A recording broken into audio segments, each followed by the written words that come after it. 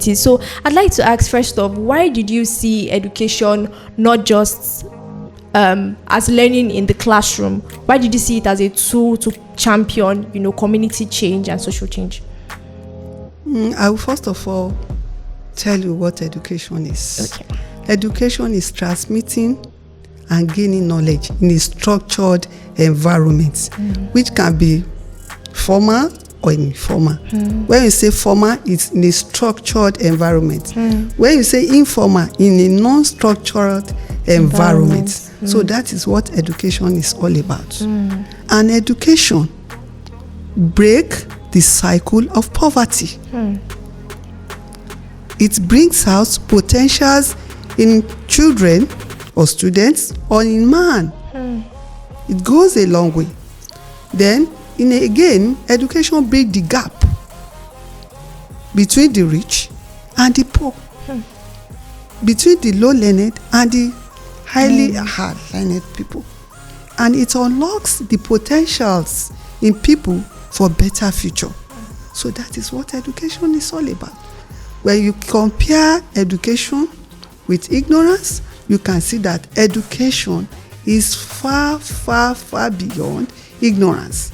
Because any nation without education is no nation. Yes. So that is it. Yes, important. I think I love the fact that you broke it down into two. Education could be formal, informal. Yes. What we gain in our day-to-day life is still education. We're still learning, but it's just in a non-structured environment. And aside from the fact that you are a CEO of G&G, you also run projects in the community where you are. So we'd just like you to give us like some of the projects or initiatives that you've embarked on in your community that has led to meaningful change.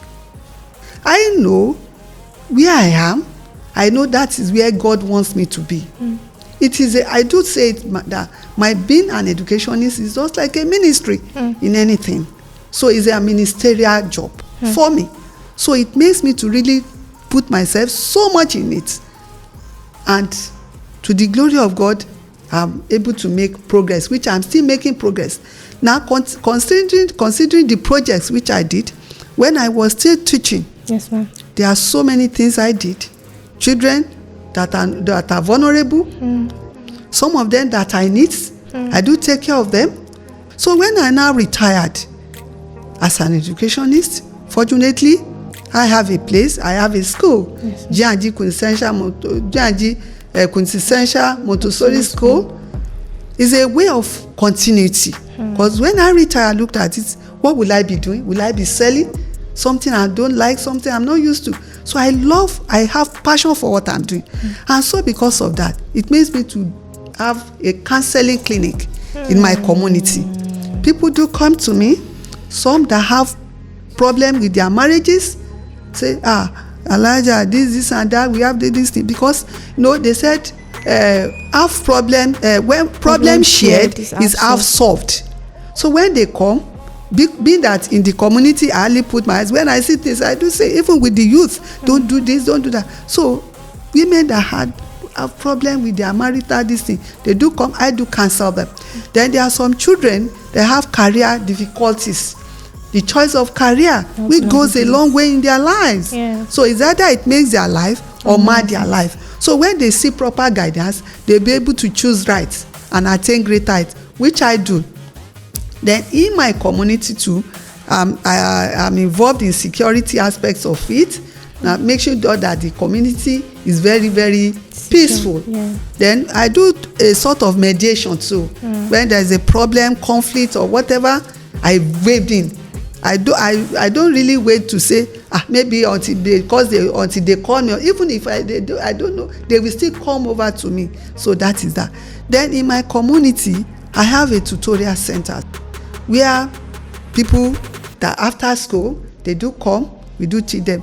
There's an adult education program too, that those ones that they are not privileged to go to the normal school. Yes. So they do come, or they are not privileged to go to the normal school, maybe because of one act or, maybe someone that wanted to learn, maybe due to maybe poverty or whatever, or issue of this sexual abuse, and she couldn't continue, having a child.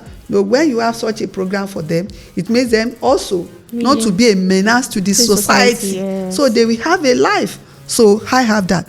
Okay, thank you so much, Ma. You've shared a lot of the initiatives that you run, the project. I'm inspired because they don't just cut across students. They cut across even people in the community, even people who were not able to go to school, even health, right?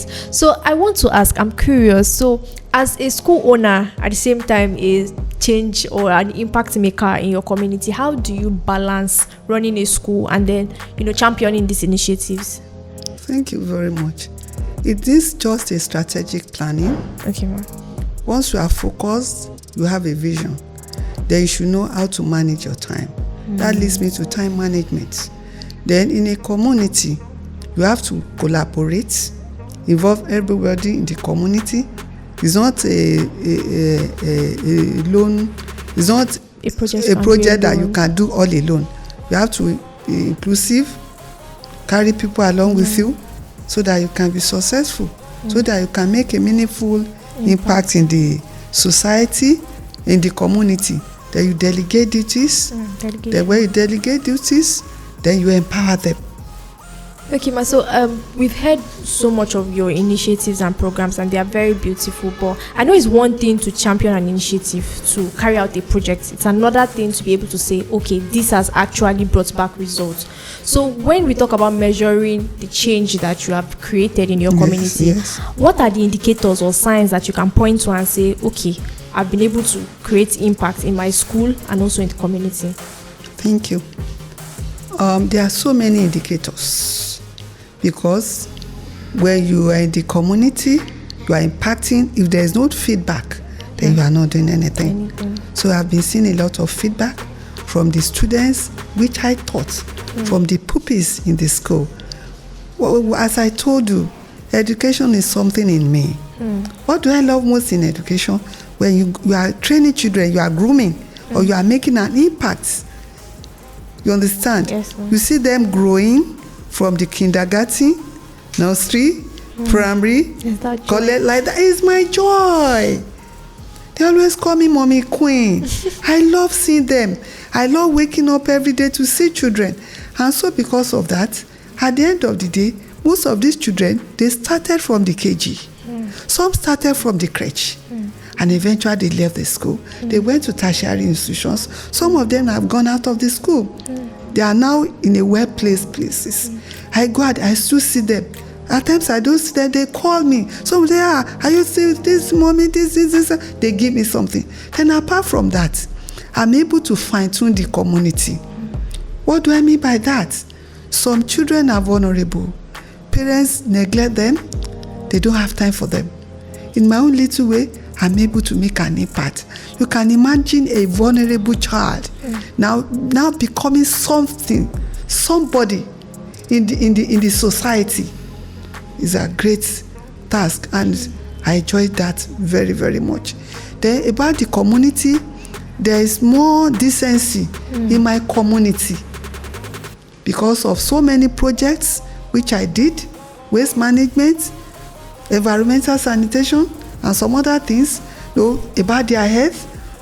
Most of the time I see them, I call them to order. By virtue of my profession as a counselor, I talk to them in a very decent and reliable way.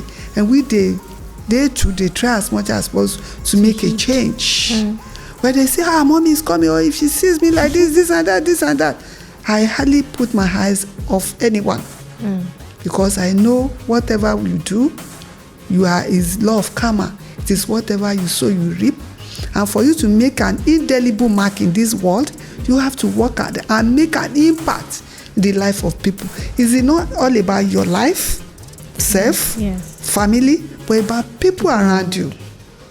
And that's why I call people around me, my students, my pupils, global leaders, because they are going places. And I've been inspiring them towards that. For you to go places, you have to work hard in terms of morals, in terms of education. Education is all, life is all about education. Education without discipline is zero. Because when you get up there, you'll not be able to manage the fame. Beautiful. God bless you. Beautiful, Ma. I think we're going to expand more once we come for the next, episode on this, but this is very beautiful. I love the fact that you've taken everyone in your community, you've taken them as your children, and then you are like that mother to them. I also think that I want to mention briefly that I think your school also won in one of our Edu State conferences, I think in 2023, if I'm not mistaken. And I could see the joy in your eyes when we even came to your school. You celebrated the pupil. I remember the incident vividly, and I could see that connection between you and your students, and it's very beautiful. Thank you so much. Educators like you are rare, and it's such a it's a privilege to be seated with you. Thank you so much. Thank you. So thank you so much, my once again. Thank you so much, my again, for accepting our invitation to be here today, for sharing all the impacts that you've driven in your community and even in your school. So thank you, viewers, for watching. We've just heard the voice of Alhaja Owolawi, and it has been beautiful on today's episode. My name remains Urioluwa Abiodun, your host for today, and when next we come by your screen, please do well to subscribe and like. Thank you.